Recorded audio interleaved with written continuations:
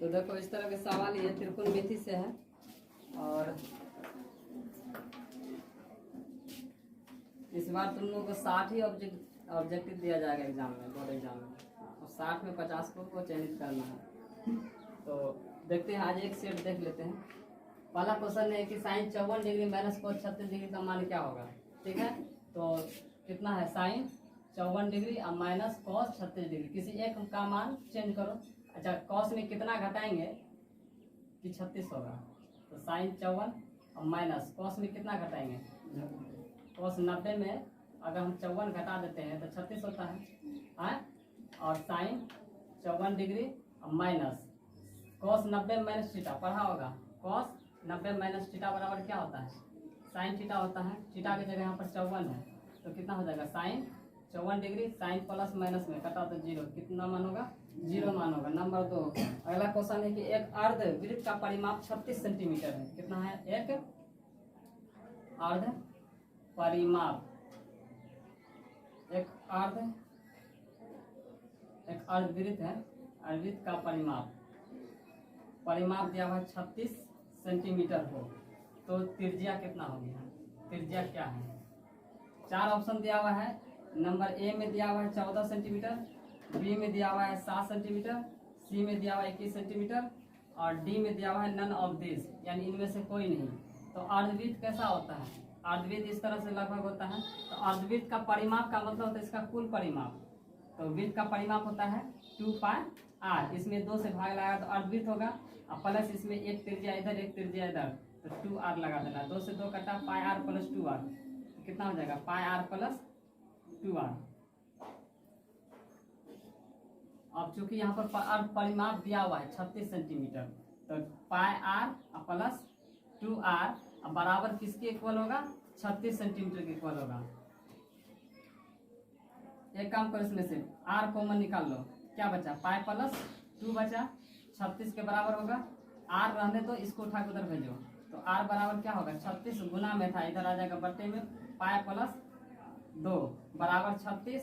और पाई का मान कितना लेना, 22/7 और प्लस 2 बराबर 36 और बट्टे, भिन्न का जोड़ कर दो, 22 प्लस 7 दूना 14 और 7 चला जाएगा ऊपर में, तो 36 गुना 7 और बट्टे 22 और 14 कितना होता है,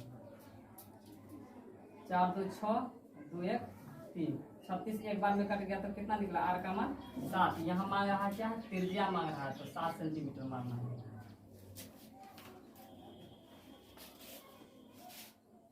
लिख रहे हो, समझो। 3 नंबर का समांतर श्रेणी, समांतर श्रेणी दिया हुआ है, 54 है, 51 है, 48 है, 45 है, डॉट डॉट डॉट का 10वां पद, 10वां पद कितना, देखो ये एक टर्म है, इस टर्म में देखो प्रथम द्वितीय तृतीय चतुर्थ है, इस तरह से हम 10वां पद का मान कितना होगा, 10वां पद यानी n का मान 10 दिया हुआ है, तो 10वां पद कितना होगा, यानी a10 बराबर कितना होगा। तो चूंकि प्रथम पद इसको मानते हैं a1, इसको a2, इसको a3 मानते हैं, तो a10 बराबर क्या होता है, a प्लस 9d, और a का वैल्यू कितना है 54 और प्लस 9 गुना d का मान देखो कितना होगा। तो d का मान क्या करते हैं, दूसरा में से पहला घटाते हैं, 51 में 54 घटा तो कितना हो जाएगा, -3 होगा। तो 54 अब प्लस माइनस 9 दिया 27, घटा दो कितना हुआ 14 में से 7 गया तो 7, यहाँ बचा 4 में से 2 गया तो 2, यानी 27 आंसर होगा इसका, 27 होगा। 4 ऑप्शन तुम्हारा दिया हुआ है, ऑप्शन नंबर 4 दिया हुआ है, यह 4 है तुमको। 1 नंबर में 27 है, 2 नंबर में 30 है, 3 नंबर में -27 है, और 4 नंबर में दिया हुआ है नन ऑफ दिस। तो हमको ठीक कितना ले 27 मिला, 27। नंबर 4 का हिसाब देखते हैं। 4 में दिया हुआ है कि बिंदु 2√3 -√2 यह किस पाद में है, किस पाद में है, तुम लोग पढ़ा होगा चतुर्थांश में, है ना, या प्लस प्लस या प्लस माइनस या माइनस माइनस, और यह प्लस क्या होगा, x का मान माइनस प्लस होगा ना, माइनस प्लस, पहले x का मान फिर उसके बाद y का मान। इधर हो जाएगा तुमको पहले x का मान plus plus minus plus minus minus x और y, x का मान क्या आ जाएगा यहाँ पर प्लस और फिर माइनस हो जाएगा। ठीक है, तो ये तुम्हें चतुर्थांश है, ये इसको कहते हैं प्रथम पाद, इसको बोलते हैं द्वितीय पाद, इसको हो जाता है, इसको कहते हैं थर्ड, इसको बोलते हैं फोर्थ, चौथा पाद। तो अब यहाँ पर देखना है, यह बिंदु दिया हुआ है, यह x का वैल्यू, यह y का वैल्यू, तो कितना है, इसका सिंबल कितना है प्लस है, कुछ नहीं तो इसका सिंबल माइनस, यानी प्लस और माइनस किस में आता है, प्लस और माइनस चतुर्थांश में आता है, चौथा पद में आता है। 4 ऑप्शन इसका दिया हुआ है, प्रथम, दूसरा दिया हुआ है द्वितीय, तीसरा दिया हुआ है तृतीय और चौथा दिया चतुर्थ। तो किस में मारना है, चतुर्थ में मारना है, क्योंकि चौथा पद का सिंबल आता है प्लस और माइनस, प्लस और माइनस। ठीक है,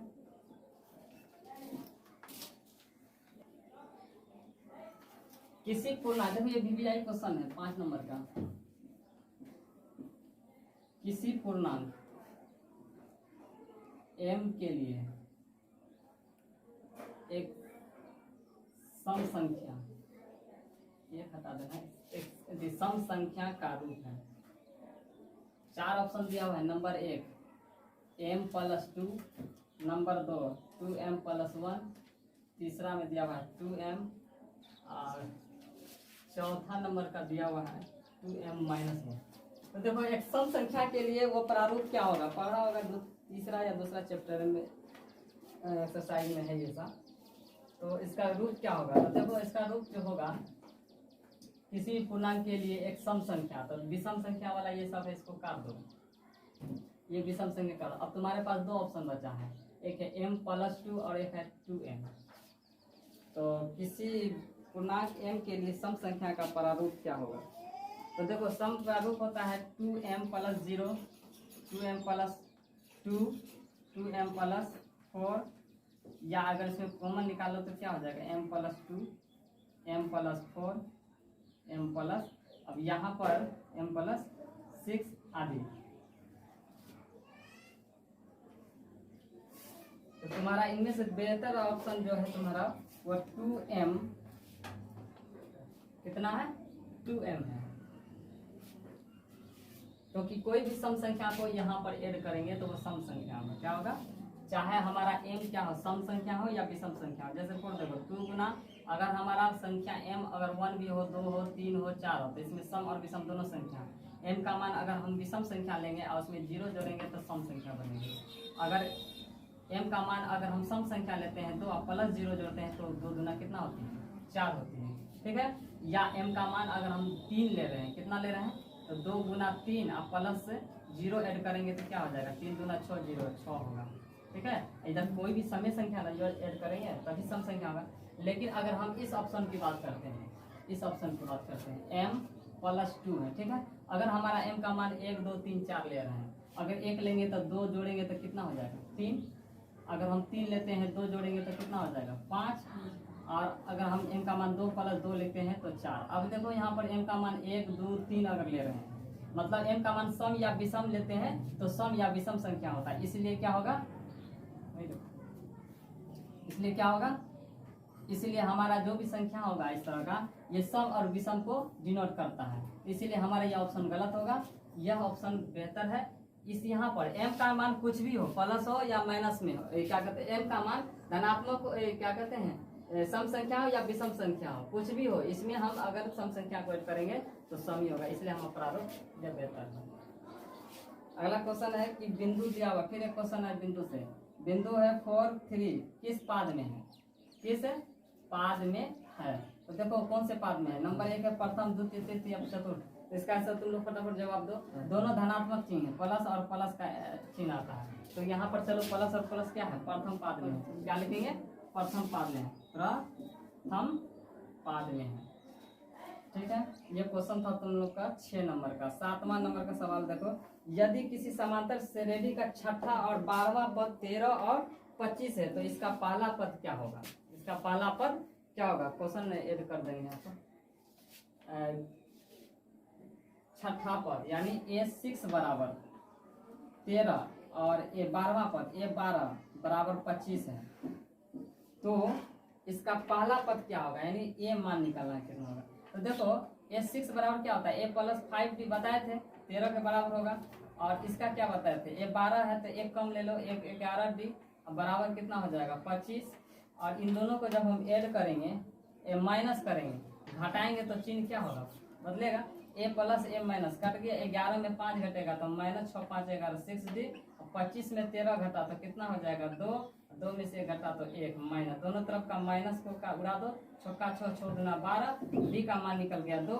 अब प्रथम पद निकालने के लिए क्या करना होगा, मान लो कि यह ये क्वेश्चन तुम्हारा नंबर 1 है, तो पुट कर दो समीकरण 1 में A प्लस 5D बराबर 13 A प्लस 5 गुना डी का मान रख दो 2 बराबर 13। तो A बराबर कितना हो जाएगा 13, 5 गुना 10 उधर जाके घट जाएगा 10 बराबर हो जाएगा तुम्हारा 3। तो A का वैल्यू 3 होगा। यहाँ तुम्हारा 4 ऑप्शन दिया हुआ है, 1 नंबर में दिया हुआ है 4 दिया हुआ है, 2 नंबर में दिया हुआ है 3, 3 नंबर में दिया हुआ है 2 और 4 नंबर में दिया हुआ है 5। तो तुम्हारा ऑप्शन आ रहा है 2 नंबर का सही, ठीक है।